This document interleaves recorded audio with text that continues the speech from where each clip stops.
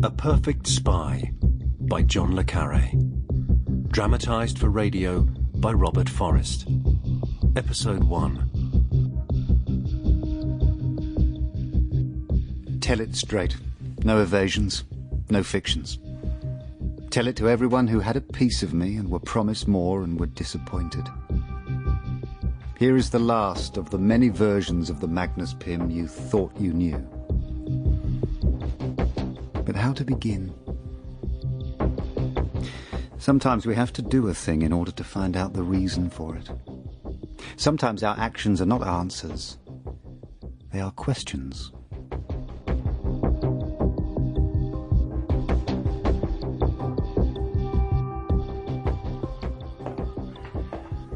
Where is he, Mary? Oh, I have no idea where he is. That's why I phoned you. From the airport, right? Where you bellowed at some poor British Airways clerk. I'd seen his bloody suitcase going around the bloody carousel, Jack. He'd booked onto that plane, London to Vienna, arriving here 7:15, and there was his suitcase. So, where was Magnus? Where might he be? He might have been kidnapped. He might be dead. Kidnapped, there's a word. Who might order that? The Russians? The Czechs? The Americans? Maybe the firm. Your firm. The firm had the RAF fly me out here in the middle of the night to find him. Some people, our people, think they've traced him to Edinburgh, but I think all they've spotted is tradecraft. Misdirection. Right, the kind of tradecraft you were trained in too. And jolly good you are. You're drinking too much. Jesus Christ, Mary. Magnus is my best boy, and he's been missing for 5 days. What have you done with him? What have I done? I have to wonder, it's my job.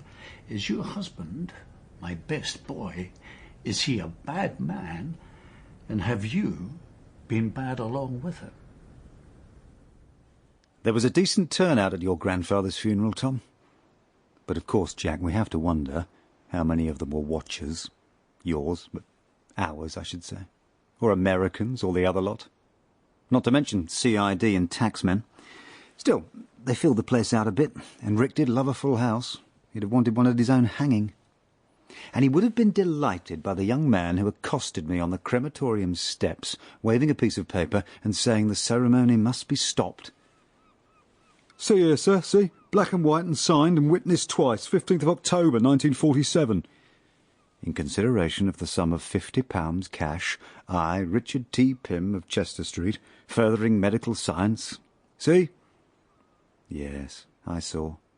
30-odd years ago, Rick had sold his own head to a teaching hospital for 50 quid in cash. I gave the lad a cheque for 100. Those first 3 days in London were bizarre indeed.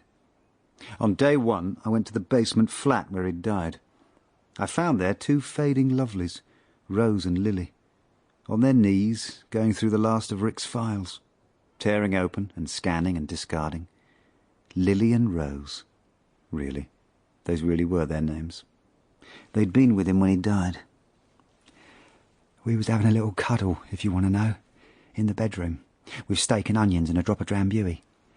We was holding him, both of us, right, Rose? Right, Lily. Both of us holding him there in the bedroom, and his breathing went all funny. You want to see him, son? Want to see your poor dad? And they led me through, motherly, each of them holding one of my hands. But not to the bedroom.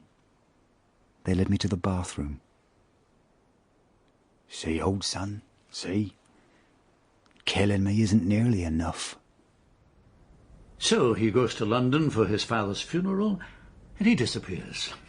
Did he phone you? No. Would he usually? Not always. And he'd have things to tidy up. His father's affairs. He didn't always phone, but he usually did. And this time he didn't. He didn't look into head office. He didn't contact me. He did visit Tom at his school. Really? That sure lasts, so make it last. I want you sober and thinking straight and talking straight. Nigel will be here soon. Other guests as well. Nigel? It's that serious, Mary. London's having the vapours. In 19... Sample complete.